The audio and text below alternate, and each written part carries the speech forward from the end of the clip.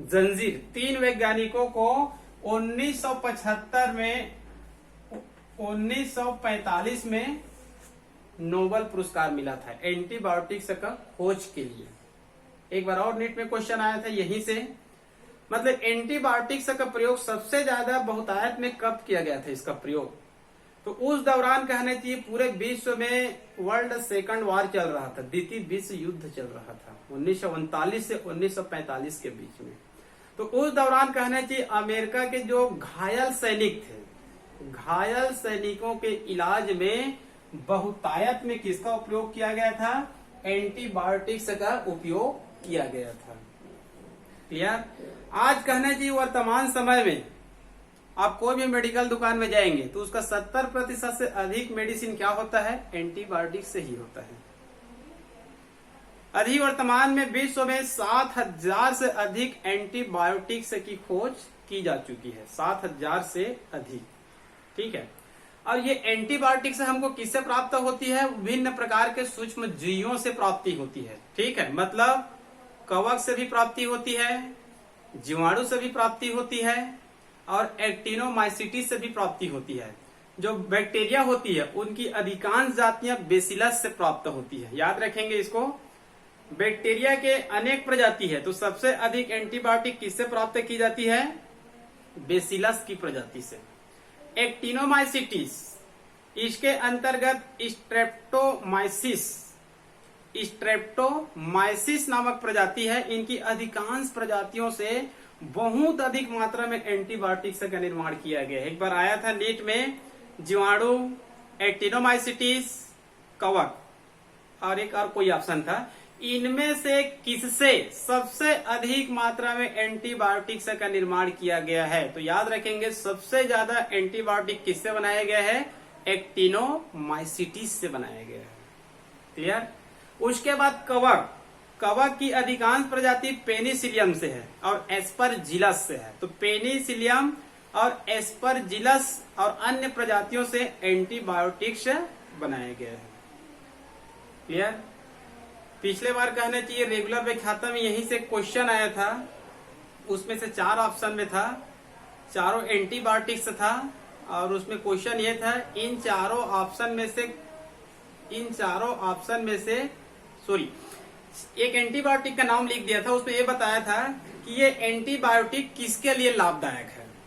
ये एंटीबायोटिक किसके लिए लाभदायक है? ऑप्शन में है जीवाणु रोगों के लिए, वायरस रोगों के लिए, कवक रोगों के लिए और कैंसर रोग के लिए। तो उस एंटीबायोटिक्स का नाम अभी मेरे को याद नहीं है। रेगुलर जो पिछले साल रेगुलर व्याख्याता का भर्ती हुआ था अपने छत्तीसगढ़ में, उसमें एक एंटीबायोटिक्स का नाम लिख दिया था, तो उसके उत्तर में था वो कैंसर रोधी एंटीबायोटिक्स था।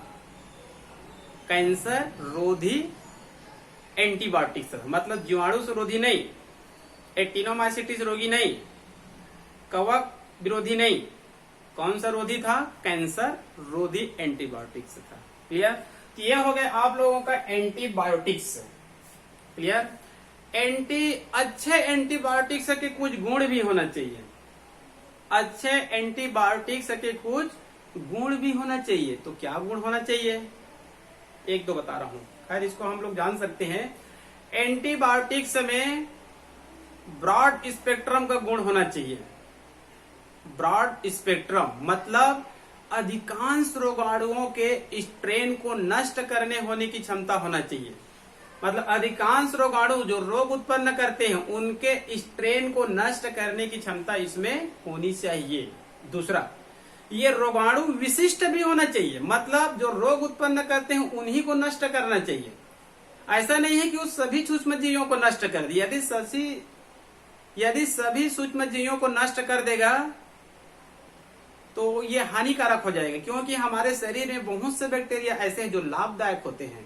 तो लाभदायक बैक्टीरिया क्या हो सकते हैं? नष्ट हो सकते हैं। अतः इसको ब्रॉड स्पेक्ट्रम के साथ में क्या होना चाहिए? रोगाणु विशिष्ट, मतलब रोग उत्पन्न करने वाले विशिष्ट माइक्रो ऑर्गेनिज्म के ही कहने की स्ट्रेन को नष्ट करना चाहिए। इसका कोई साइड इफेक्ट प्रभाव नहीं होना चाहिए। क्लियर? उसके बाद स्टेरॉइड्स। उसके बाद क्या है? स्टेरॉइड्स। तो यहां पर हम लोग क्या अध्ययन कर रहे हैं? औषधि उद्योग में सूक्ष्मजीवी, औषधि उद्योग में सूक्ष्मजीवी। तो पहला क्या था? एंटीबायोटिक। दूसरा क्या है? स्टेरॉइड्स।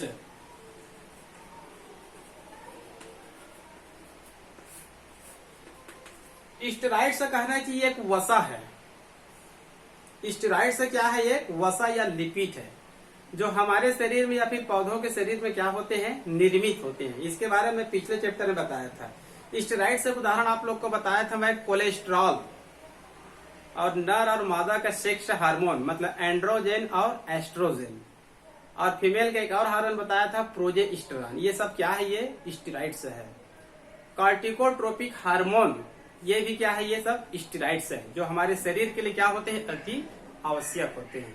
तो यहाँ पर हम लोग क्या पढ़ रहे हैं? स्टेरॉइड्स के निर्माण में सूक्ष्म जीवों की भूमिका। तो यहाँ पर याद रख लेंगे, स्टेरॉइड्स का निर्माण करने के लिए मुख्य रूप से राइजोपस नाइग्रिकेंस, ये कवक का नाम है। राइजोपस नाइग्रिकेंस, इस कवक का बहुतायत में इसका उपयोग किया जाता है। मतलब स्टेरॉइड्स का निर्माण करना है तो कौन से कवक का उपयोग किया जाएगा? राइजोपस नाइग्रिकेंस नामक कवक, मतलब फंजाई का उपयोग किया जाता है।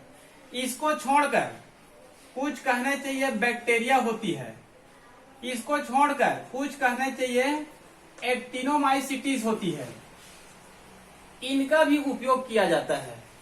मतलब स्टेरॉइड्स के निर्माण में हम लोग कवक का भी उपयोग कर सकते हैं, बैक्टीरिया का भी उपयोग कर सकते हैं, और एक्टिनोमाइसिटीज नामक सूक्ष्म जीवों का भी क्या कर सकते हैं? उसको कर सकते हैं। लेकिन सबसे ज्यादा किस कवक का उपयोग किया जाता है? राइजोपस नाइग्रिकेंस नामक कवक का।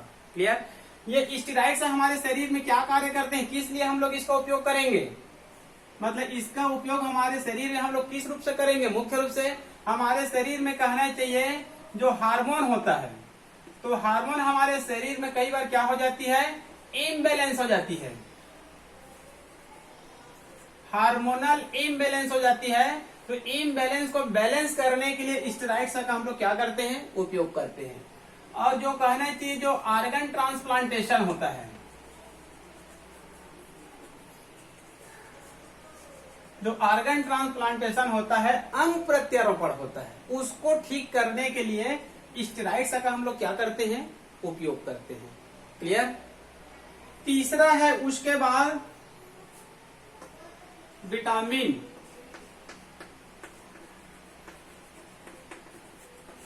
आगे है उसके बाद विटामिन औषधि उद्योग में।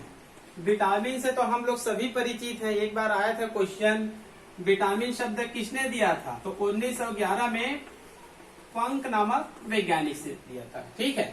वैसे विटामिन का हम लोग विस्तृत अध्ययन 11वीं में अध्ययन कर लिए हैं, तो यहाँ पर हम लोग उसका विस्तृत अध्ययन नहीं करेंगे, क्योंकि यहाँ पर हम लोग विशेष रूप से अध्ययन कर रहे हैं उन सूक्ष्म जीवों का नाम जो विटामिन के निर्माण में सहायक होते हैं या उत्तरदायी होते हैं।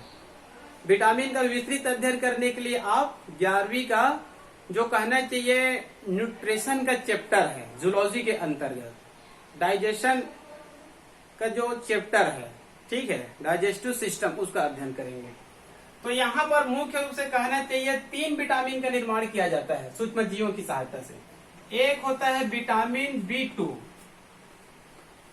दूसरा होता है विटामिन B12, तीसरा होता है विटामिन C। मुख्य रूप से 3 विटामिन का निर्माण में कहना चाहिए क्या आवश्यक होते हैं? सूक्ष्म जीवी आवश्यक होते हैं। तो यहाँ पर आप लोग उस सूक्ष्म जीवों का नाम को याद करना पड़ेगा। विटामिन B2, इसके लिए कहना चाहिए S20,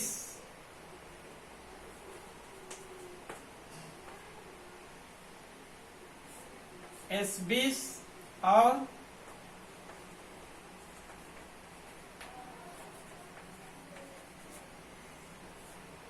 दो यहाँ पर सूक्ष्म जीवों का नाम याद रख लेंगे। ठीक है। एक है क्लोस्ट्रीडियम, बैक्टीरिया है क्लोस्ट्रीडियम, और एक होता है S20 और एक होता है S20। ठीक है। विटामिन B2, विटामिन B2 एक याद रख लेंगे एस्बिस और दूसरा है क्लोस्ट्रीडियम।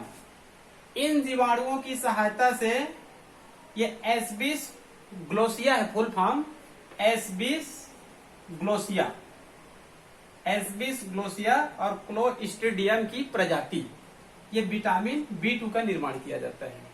विटामिन B12 है, इसके लिए स्ट्रेप्टोमाइसिस ग्रेसियस, इसके लिए स्ट्रेप्टोमाइसिस ग्रेसियस, और दूसरा है बेसिलस, और तीसरा है स्यूडोमोनास, तीसरा है स्यूडोमोनास डिनाइट्रिफिकेंस, स्यूडोमोनास डिनाइट्रिफिकेंस, और एक है बेसिलस की प्रजाति, और एक है स्ट्रेप्टोमाइसिस ग्रेसियस। ठीक है, विटामिन B12 के निर्माण के लिए स्ट्रेप्टोमाइसिस ग्रेसियस ये एक्टिनोमाइसिटिस है, और ये बेसिलस ये एक जीवाणु है, ये है स्यूडोमोनास डिनाइट्रिफिकेंस, ये भी एक बैक्टीरिया है। तो विटामिन B2 का निर्माण करने के लिए इन कहना चाहिए सूक्ष्म जीवों का उपयोग किया जाता है। तीसरा है विटामिन C, इसके लिए कहना चाहिए Acetobacter, Acetobacter aceti, Acetobacter aceti नामक कहना चाहिए जीवाणु का क्या किया जाता है, उपयोग किया जाता है। मतलब इन विटामिनों का निर्माण करने में सूक्ष्म जीवों की क्या है, भूमिका है। क्लियर। उसके बाद है चौथा एंजाइम।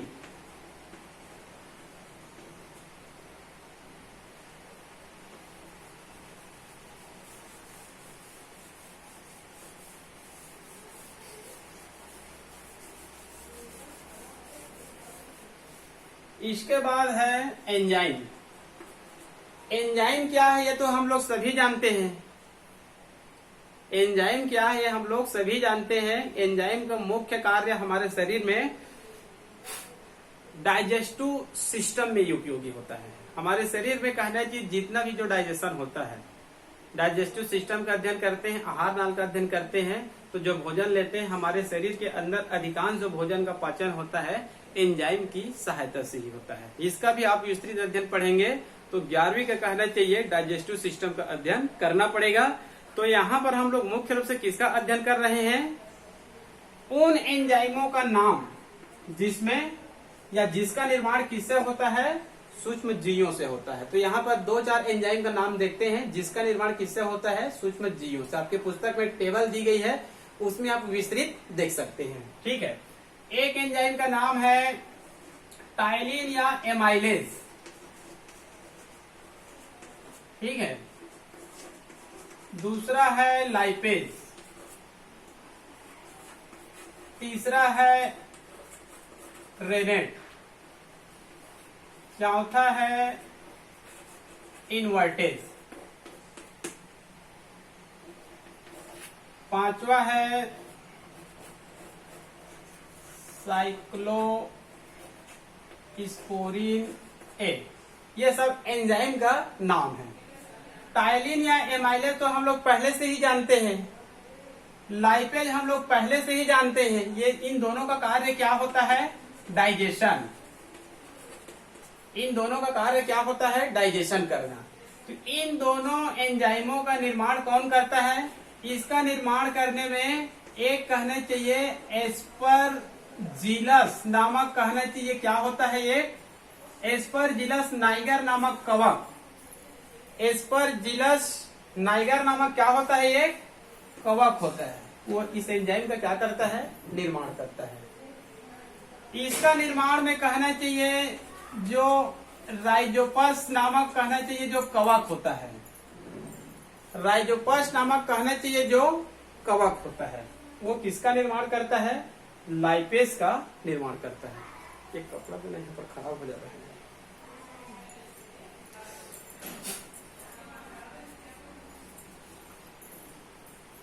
लाइपेज इसका निर्माण कौन करता है, एक राइजोपस नामक क्या है, ये कवक है। ये भी क्या है, ये कवक है, ये कवक इसका निर्माण करता है लाइपेज का। क्लियर? ये भी डाइजेशन से रिलेटेड है। तीसरा एंजाइम का नाम है रेनेट। तीसरा एंजाइम का नाम है रेनेट और चौथा एंजाइम का नाम है इन्वर्टेज। ये जो कहना चाहिए रेनेट नामक एंजाइम है, इसका उपयोग कहना चाहिए कैंडी बनाने में होता है। रेनेट नामक एंजाइम का उपयोग किसमें होता है? कैंडी बनाने में होता है। तो इसका निर्माण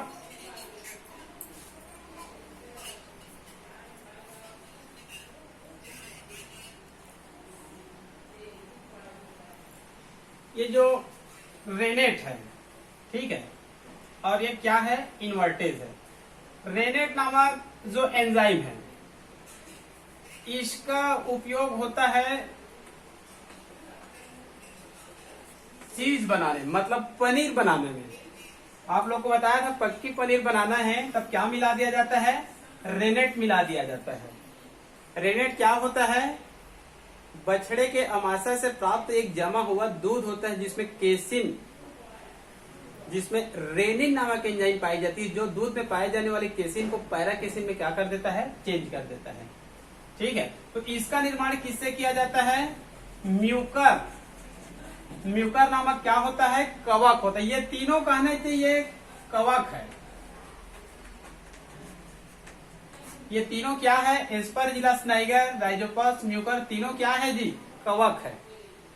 तो इस म्यूकर नामक कवक की सहायता से क्या बनाया जाता है? रेनेट नामक एंजाइम बनाया जाता है। उसके बाद है इन्वर्टेज। इन्वर्टेज एक एंजाइम है, इसका उपयोग होता है कैंडी बनाने में। ठीक है, इसका निर्माण किससे किया जाता है? Saccharomyces cerevisiae. सेक्रोमाइसिस सेरेविसी नामक एक ईस्ट है। ईस्ट मतलब ये भी एक प्रकार से कवक ही है। सेक्रोमाइसिस सेरेविसी नामक एक ईस्ट या फिर कवक है, इनकी सहायता से क्या बनाया जाता है? इन्वर्टेज नामक एंजाइम। ये कैंडी बनाने में काम आती है। क्लियर? उसके बाद है साइक्लोस्पोरिन ए। इसको नीट में पूछा गया है, कई बार इसको पूछा गया वर्तमान समय में। साइक्लोस्पोरिन ये जनरली तौर पर डाइजेस्टिव सिस्टम में इसका अध्ययन नहीं होता है। साइक्लोस्पोरिन कहने चाहिए क्या है? एक एंजाइम है। इसका निर्माण किससे किया जाता है? यह भी इसका निर्माण करने वाली एक कवक ही है। कवक का नाम होता है ट्राइकोडर्मा। ट्राइकोडर्मा पोलीस्पोरम। ट्राइकोडर्मा पोलीस्पोरम नामक एक कवक, ये सभी कवक ही है। साइक्लोस्पोरिन ए, इसका निर्माण होता है ट्राइकोडर्मा पोलीस्पोरम से। इसको विशेष रूप से याद कर लेंगे। ठीक है, ये वास्तव में कहना चाहिए साइक्लोस्पोरिन क्या है? एक मेडिसिन है। क्या है? एक प्रकार से मेडिसिन है, और ये ऐसा मेडिसिन है जिसको कहा जाता है इम्यूनो सप्रेसर एजेंट। इसको कहा जाता है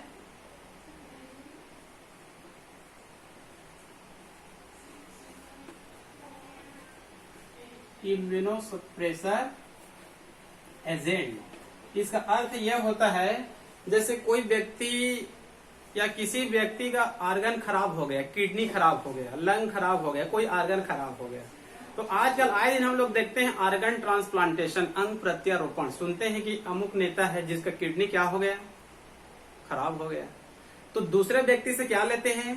किडनी लेते हैं। तो दूसरे व्यक्ति का जो किडनी लेते हैं, क्या वो सक्सेस है? किडनी ट्रांसप्लांटेशन सक्सेस नहीं है। उस किडनी को हमारा शरीर क्या मान लेगा? एंटीजीन मान लेगा। और उस किडनी को एंटीजीन मान लिया, और उस एंटीजीन को नष्ट करने के लिए हमारे शरीर में किसका निर्माण होगा? एंटीबॉडी का निर्माण होगा। तो वो किडनी को एंटीजीन मान लिया, और उस एंटीजीन को नष्ट करने के लिए एंटीबॉडी का क्या होगा? निर्माण होगा। और ये एंटीबॉडी उस किडनी को एंटीजीन समझकर क्या कर देगा? नष्ट कर देगा। और ऑर्गन ट्रांसप्लांटेशन सक्सेस की जगह क्या हो गया? अनसक्सेस हो गया, असफल हो गया। इसी कारण देखते हैं जितने भी ऑर्गन ट्रांसप्लांटेशन वाले होते हैं 2-4 साल तक जीवित रहते हैं, और आगे चलकर क्या हो जाते हैं? डेथ हो जाते हैं। तो जिनके शरीर में ऑर्गन ट्रांसप्लांटेशन हुआ रहता है वो यही मेडिसिन लेते हैं, साइक्लोस्पोरिन ए। साइक्लोस्पोरिन ए ये उनके शरीर में क्या कार्य करती है? इम्यूनो सप्रेशर एजेंट, मतलब जो एंटीबॉडी बनती है हमारे शरीर में उसको शांत करता है। इनहिबिटर संदमन करता है, संदमन इनहिबिटर का कार्य करता है, मतलब उसके एंटीबॉडी को यह कहता है कि आप उस किडनी को एंटीजीन ना मानो, उसके खिलाफ आप एंटीबॉडी का निर्माण मत करो। मतलब ये शरीर में एक प्रकार से इम्यून सिस्टम को ठीक करने का कार्य करता है, इसी कारण इसको कहा जाता है इम्यूनो सप्रेसर एजेंट साइक्लोस्पोरिन ए। क्लियर? यहीं से कहने चाहिए एक और क्वेश्चन आया था स्टेनिन, यहीं से एक और क्वेश्चन आया था स्टेनिन क्या है। तो स्टेनिन भी एक मेडिसिन है। स्टेनिन क्या है? एक मेडिसिन है जो प्राप्त होता है मोनास्कस,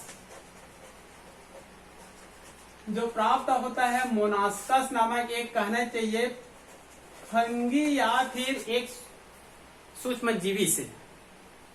स्टेरिन एक मेडिसिन है जो मोनास्कस नामक एक फंगी या मोनास्कस नामक एक सूक्ष्म जीवी से प्राप्त होता है। ठीक है, और इस स्टेनिन का कार्य पूछा गया था। तो स्टेनिन का कार्य होता है हमारे ब्लड में कोलेस्ट्रॉल की मात्रा को कंट्रोल करता है। आजकल अधिकांश लोग कहने चाहिए जो मोटे व्यक्ति हैं उनके शरीर में कहने चाहिए जो कोलेस्ट्रॉल की मात्रा बढ़ जाती है या फिर उनके शरीर में हार्ट बीटिंग बढ़ जाती है और बीपी बढ़ जाती है, जिससे पैरालिसिस होने की संभावना बनी रहती है।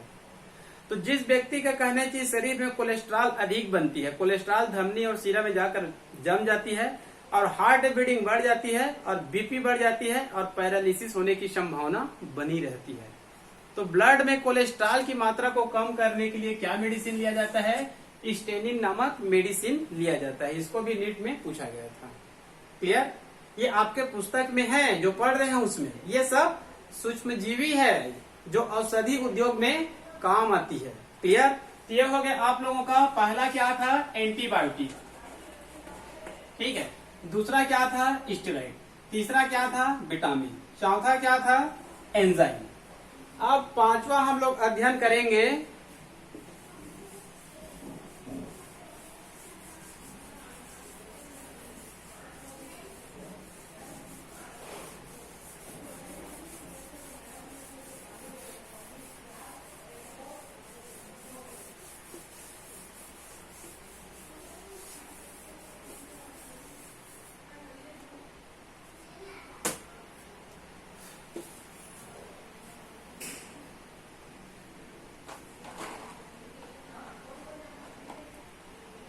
औषधि उद्योग के अंतर्गत पांचवा है या छठवां हार्मोन।